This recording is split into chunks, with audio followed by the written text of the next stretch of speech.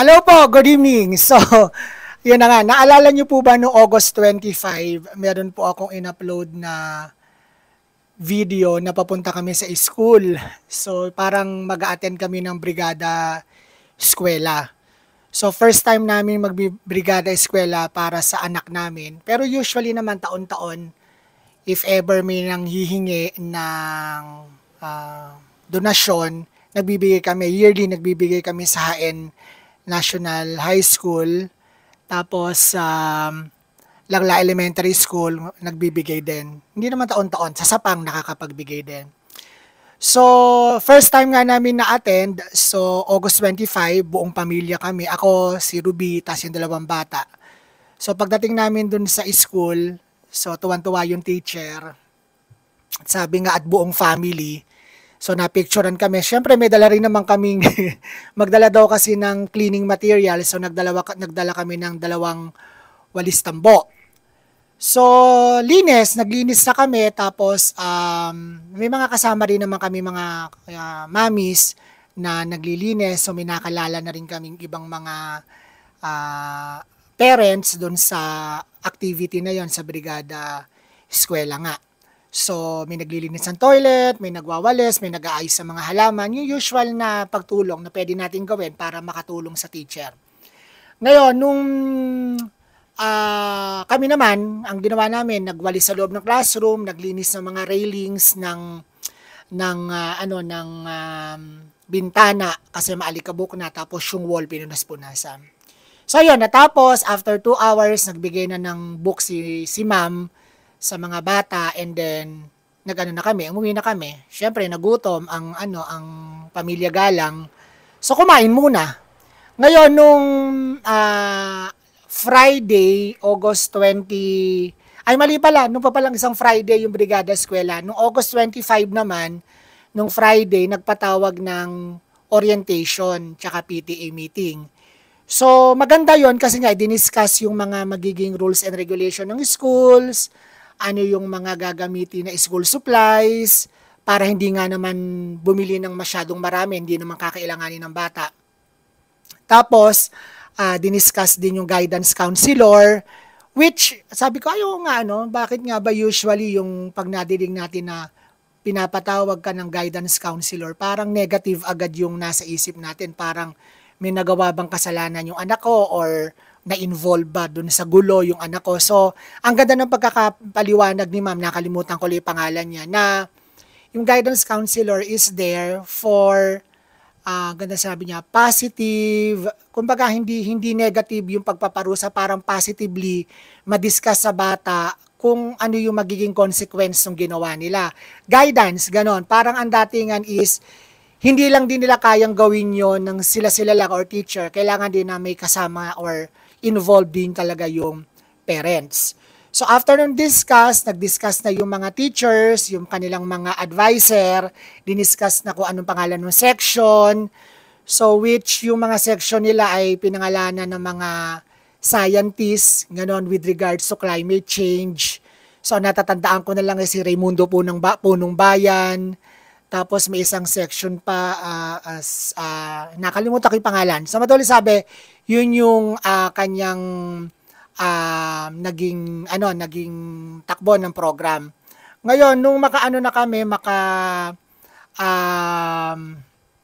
yari na ng orientation, pinapunta na kami sa classroom at mag-e-election na daw ng PTA. So kompleto pa rin kami nung nagpunta ako, si Ruby, tas yung 2 bata. Mga mamis, medyo marami-rami na rin. Out of 35 siguro ang mga nandun na parents, mga 20 siguro na mga parents.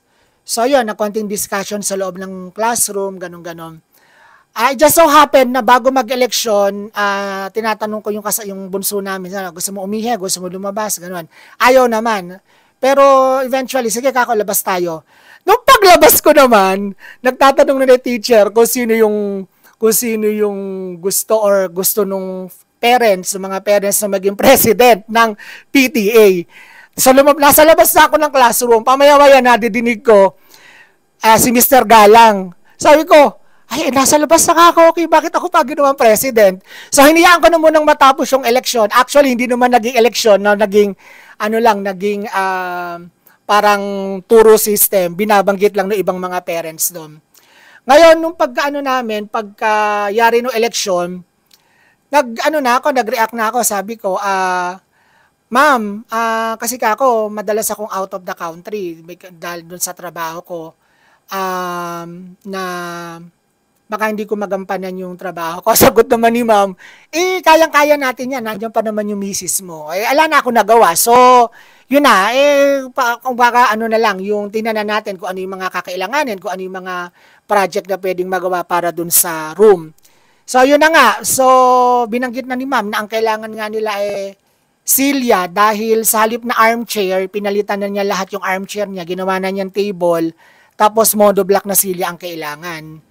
So, sabi ko kay ma'am, ala na kako tayong time, pasokan na bukas, na natin, yung ilan pa ba kako kailangan. Fortunately, may ibang parents rin naman na nag-donate. So, ang kailangan na lang 6. Kaya sabi ko, ma'am, sige po, sasagutin ko na po yung 6 na upuan para po makumpleto na yung magiging upuan ng mga bata. So, kasi first time namin ngayon, so medyo excited talaga, no? So, tsaka syempre, nung nagpa-enroll kami, first time na walang tuition fee, kaya sabi ko, wow, makakabawi na sa mga taxes na binabayad sa gobyerno.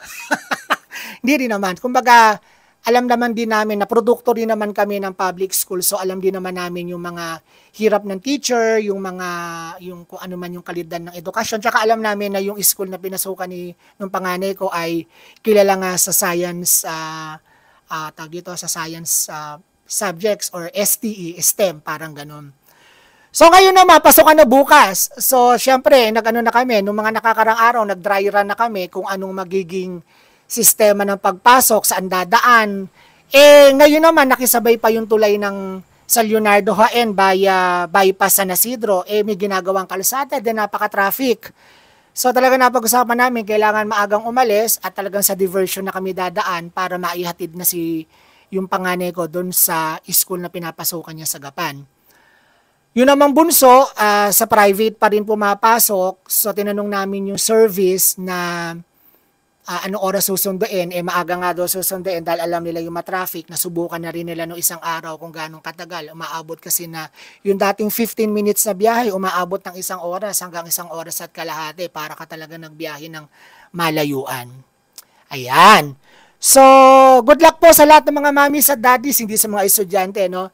Sa panibago na naman po nating pakikibaka sa ating mga estudyante, maaga na naman magagising. I-involve na rin natin yung mga lolo't lola kung di masusundo. Sila naman naghahanda ng pagkain ng ating mga anak.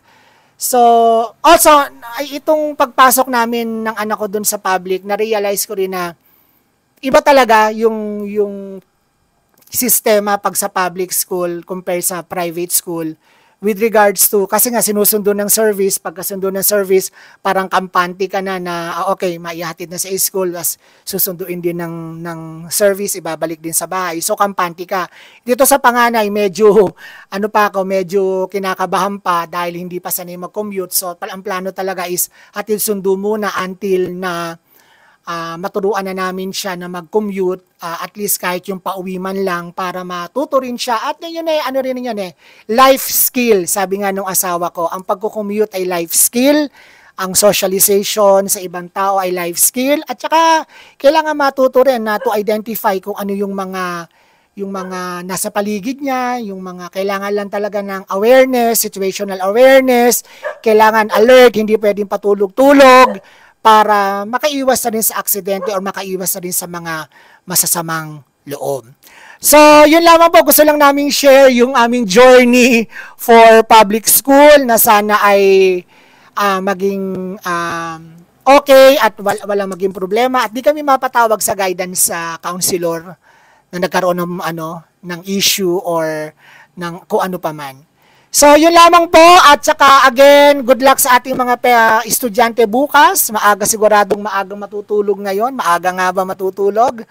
at maagang magigising bukas para sa pakikibaka. Umpisa pa lang, umaga pa lang, bago pa lang makapasok sa school, makikibaka na po tayo sa traffic. So talagang magbaon ng pasensya, presence of mind, at saka paalala ko lang po sa mga nakamotor, wag po natin gawing secondary ang safety.